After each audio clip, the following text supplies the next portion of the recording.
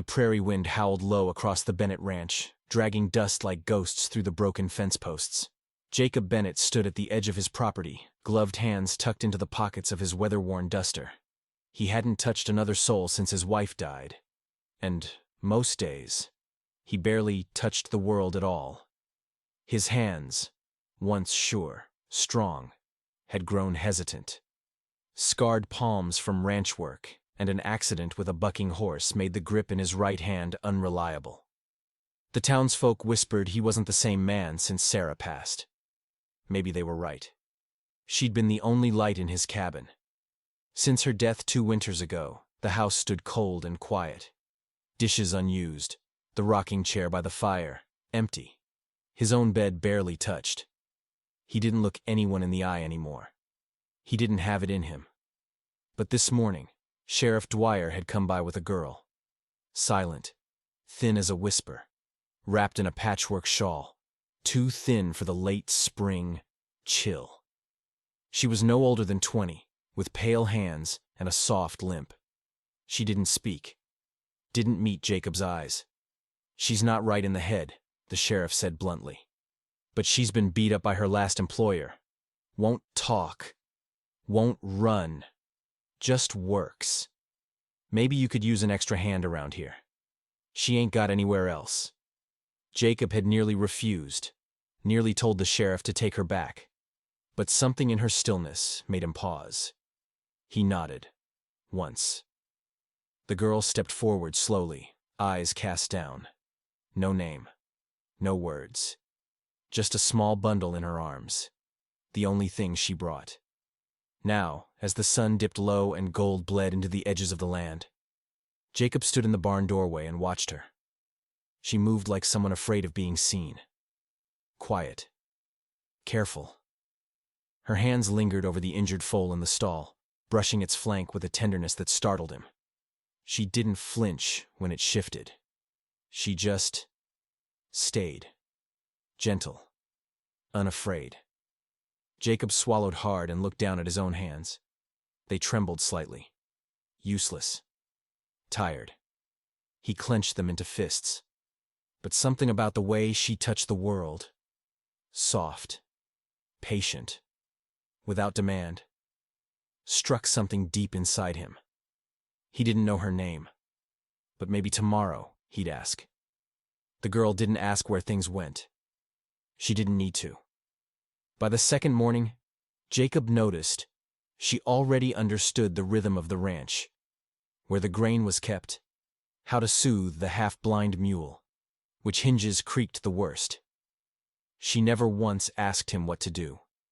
She just watched, learned, and moved through the day like she'd lived there forever. Jacob found that disquieting. Not because she was wrong, but because she wasn't.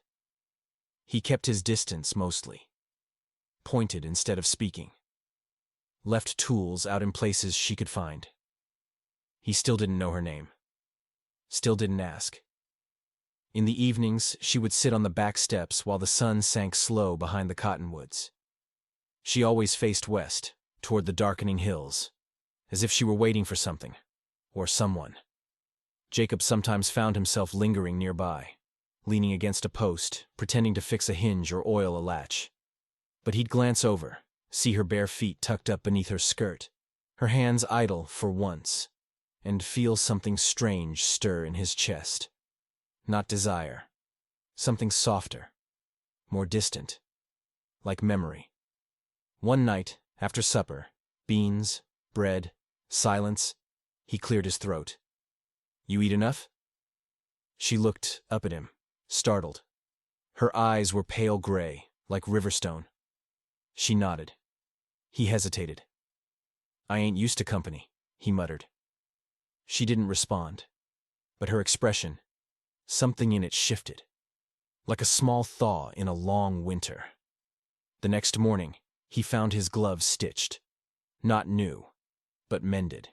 Careful thread matching the leather. The right glove, the one that gave him trouble, had extra lining inside. Reinforced. Precise. Someone had known what they were doing. He stared at them for a long time.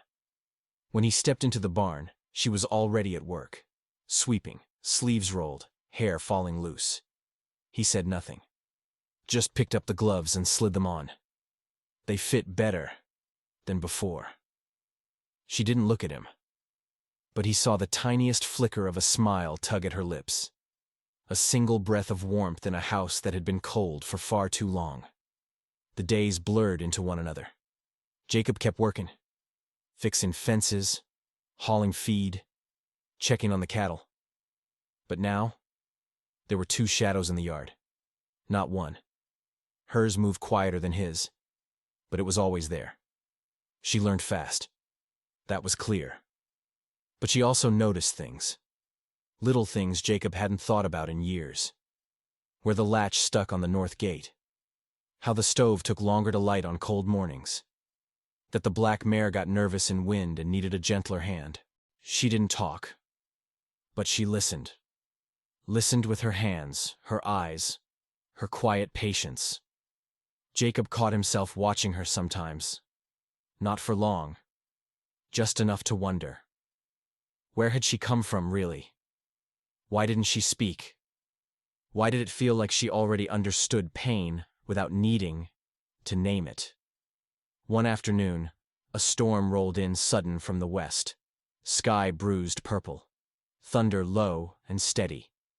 Jacob ran to close the barn doors, but she was already there, hauling sacks inside, her hair soaked through, dress clinging to her thin frame. He reached to take a feed sack from her arms, just as lightning split the sky. She flinched. Hard. The sack fell between them. Her eyes went wide. Not just startled. Terrified. She backed up like a whipped animal, hands trembling, breath short. Jacob didn't move. Didn't raise his voice. Didn't touch her. He crouched slowly, picked up the sack, and said softly, "It's just noise. Storm will pass." She stood frozen for a moment longer, then turned and fled inside. That night, she didn't come down for supper. He let her be. But he left a plate out on the table. And the next morning, it was clean. It was early spring when the fence finally gave out by the west pasture, the same one Jacob had been meaning to fix for weeks. The wood had rotted clean through. A whole section leaned like it was bowing to the wind. Jacob cursed under his breath. He didn't like putting things off. Not since before. But grief slowed a man in strange ways. He loaded up the tools and planks, hitching the cart with the girl already waiting beside it, holding 2 tin mugs of coffee. She handed him one without meeting his eyes. She hadn't spoken a word since the storm. He didn't expect her to. They rode in silence to the pasture and began the work. For hours, there was nothing but the creak of nails, the soft thud of hammers. She worked without needing instruction, handing him the right tools, steadying the boards. At one point, when the sun hit just right, Jacob saw a bruise on her forearm. Faint, old, but unmistakable. He didn't ask. But his hand stilled for a long moment on the next plank. Near sundown, the last nail went in. Jacob sat back on his heels, sweat streaking his neck, and muttered, "Well, looks better than half the fences on this place." She gave a small nod. Not quite a smile, but close. They sat there a while, watching the wind ripple through the grass. Jacob cleared his throat. His voice was hoarse from disuse, not just today, but the kind of silence that lives in men who've lost too much. "You got a name?" She looked at him, not startled, just long. Then she reached into her apron pocket and pulled out something folded. Paper. She hesitated, then handed it to him. It was torn at the edges. An old letter, maybe. Or a scrap of one. On it, in shaky handwriting, just one word. Clara. Jacob read it, then read it again. "Clara," he said aloud, like testing the shape of it. She nodded once. It was the first thing between them that felt like the beginning of something. And for the first time in a long while, Jacob felt the weight in his chest shift. Not vanish, but loosen. Just enough to breathe. Rain returned 2 days later. A gentle, steady drizzle that softened the dust and turned the paths to mud. Jacob sat on the front porch, sharpening a broken blade, the handle worn to the bone. His hands ached. Not from the cold or the work, but the kind of ache that came from years of absence, of no one to hold them, to tend them, to notice them at all. Inside, Clara moved about the cabin. Her steps were light, purposeful. Every day she seemed to take back some small part of herself. A shelf cleaned, a chair repaired, a floor swept that he hadn't thought to notice. But he noticed now. The sound of the door creaking open brought him back. She stood there, holding a folded cloth and a small tin of salve, the one his late wife used to keep by the bed. Jacob stared, unsure. She stepped forward, knelt in front of him, and gently took his hand. He didn't pull away, though something in him flinched. The years screamed between them. But her touch was light. Cool fingers tracing the calluses, the split knuckles, the red cracks between them. She dipped 2 fingers in the salve and began rubbing it in slow, quiet circles. Jacob swallowed. He had buried his wife with these hands, built her coffin, closed her eyes, packed away her things until the house felt hollow. And now a stranger, silent and scarred herself, was touching them like they weren't broken, like they were worth tending. "You don't have to," he whispered. Clara looked up. There was something unreadable in her gaze. Then, slowly, she shook her head. "I want to," it said. She finished one hand, then the other. Wrapped them both in the soft cloth, as if sealing in something fragile. And when she was done, she didn't leave right away. Instead, she rested her palm on top of his, not holding it, not pressing, just being there. Jacob let out a breath he hadn't known he'd been holding. It felt like the first one in years that didn't burn. The rain fell on the porch roof like a lullaby. And inside that quiet, something between them began to root. Not love yet. Not quite. But the shape of it. Waiting patiently. The wind had calmed by morning, but the air still held the cold breath of the storm. Mist clung to the ridges like ghost smoke.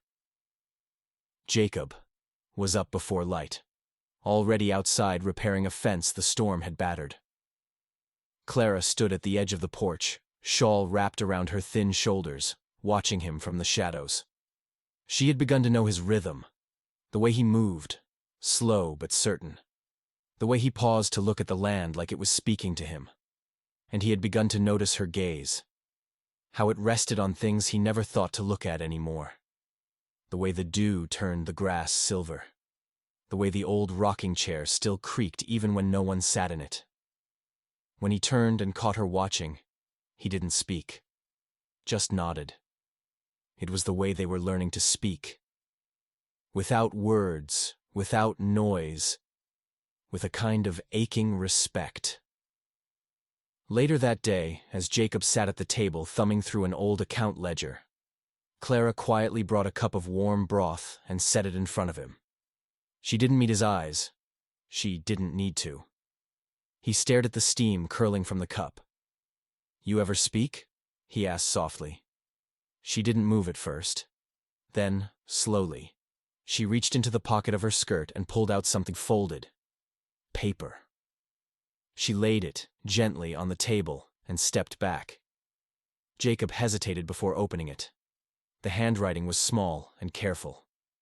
"I used to, before they took it from me. But I listen. I remember. I still have the voice. It's just quieter now." He stared at the words for a long time. Then, without thinking, he reached across the table and placed his hand gently over the note. Over her voice. "You don't need to say a word," he said. "You've already said enough." Her breath caught. a shimmer in her eyes that she turned away to hide. She stepped outside again soon after, into the wind, into the hush of the coming dusk. Jacob remained inside, holding the note in both hands, as if holding something sacred. And in that moment, he realized something he hadn't dared let himself feel in years. He didn't just want her there. He needed her. Not to fill the hole his wife had left, but to show him that the world wasn't done with him yet. That kindness could come without demand. That grief wasn't the only thing that grew in silence. The days grew longer. Spring crept in like a whisper. Soft rains. New grass. The warm smell of earth after years of Jacob not noticing such things. Clara tended the cabin like it was her own. Not just cleaning, but restoring. She planted small herbs near the porch. She stitched torn curtains. She scrubbed out corners long forgotten.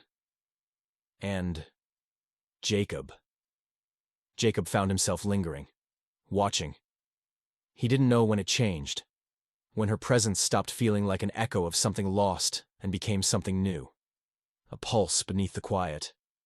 A steadiness where there used to be only ache. One afternoon, he came in from mending the north fence, knuckles bleeding where the wire had bit into them. He muttered under his breath, not from pain, but from habit. Clara stood from the hearth and moved to him without hesitation. She didn't ask. She just reached, carefully, slowly, and took his hand. His breath caught. Her fingers were warm, gentle. She guided him to the table, as if she'd been tending him her whole life. She brought out the tin of salve she kept tucked in the pantry and unwrapped the rough cloth he'd tied around his knuckles. He watched her, every motion precise, reverent. "You've done this before," he murmured. She nodded. "Someone hurt you," he said before he could stop himself. She paused. A shadow passed over her face. Not fear, just memory. And then, to his surprise, she reached again and touched his other hand. A choice. A reply. Something like trust bloomed between them, fragile as the first sprigs of spring. Jacob swallowed, his voice low. "I won't ever raise a hand to you." Clara looked up at him then. Really looked. And in her eyes, he saw something that took his breath away. Not just gratitude. Recognition. Like she saw him, not the grieving ghost he'd been, but the man beneath it. The man still trying. And as she finished tending his hands, she didn't pull away. She held them. Just for a moment. It was the first time anyone had touched him since his wife died. But it didn't feel like betrayal. It felt like grace. Like the first green shoot breaking through old, dry earth. The next morning, Jacob woke to the smell of bread. Not the heavy, dry kind he made himself when he remembered to eat, but the kind his wife used to bake on Sundays, when she hummed low tunes and flour dusted her hair. He found Clara in the kitchen, sleeves rolled up, hands white with flour, bare feet quiet on the wooden floor. The loaf was cooling near the window, steam rising like the last of winter's breath. He leaned in the doorway, arms crossed. "That yours?" She nodded. He crossed the room and tore off a piece without asking. The crust was firm. Inside, soft and warm. He took a bite, and the taste made him still. It was nothing fancy, just bread. But it was made. Made by hands that had mended his wounds. Made with care. He looked at her again. This quiet woman who still hadn't spoken a word in all her weeks under his roof. Who tended things in silence, like she was mending something bigger than just a home. "Where'd you learn?" he asked. Clara shrugged, then traced her finger on the floured table, the shape of a house.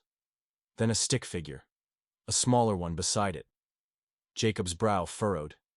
"Your family?" She nodded once. He waited, but no more came. She looked at him then, eyes soft, distant, not afraid, but not ready. "That's all right," he said, voice low. "I got time." She offered him a small smile, and for the first time, he smiled back. Later, he saddled the horse to check the cattle, and to his surprise, Clara came out and handed him a small cloth bundle. He unwrapped it, bread and dried apple slices. She didn't speak. She just stood there, hands folded, watching him as if unsure. Jacob tied the bundle to his saddle and looked back at her. "You don't have to be afraid here." She tilted her head, not confused but curious. "I ain't asking anything from you," he said. I like you here. That's all." Clara didn't nod, didn't smile. But she stepped forward and brushed the dust from his sleeve with her hand. It was the smallest gesture. But for Jacob, it felt like the world shifted. Not back to what it had been, but forward, to something quiet, steady, and new. He rode off with the bread she made, and her touch still lingering on his arm. That evening, the fire crackled low in the hearth, shadows dancing softly across the cabin walls. Jacob sat by the window, the fading light painting the prairie in gold and amber hues. Clara was across the room, carefully arranging wildflowers she'd picked earlier that day, their delicate colors bringing a faint brightness to the worn table. Jacob's fingers traced the rough wood grain as memories stirred. His wife's laughter, the softness of her hands, the silence that had swallowed their home after her passing. He glanced at Clara, whose face was partly hidden behind her dark hair, eyes focused on the blossoms. The quiet between them was comfortable, no longer heavy with unspoken grief, but filled with an unsteady hope.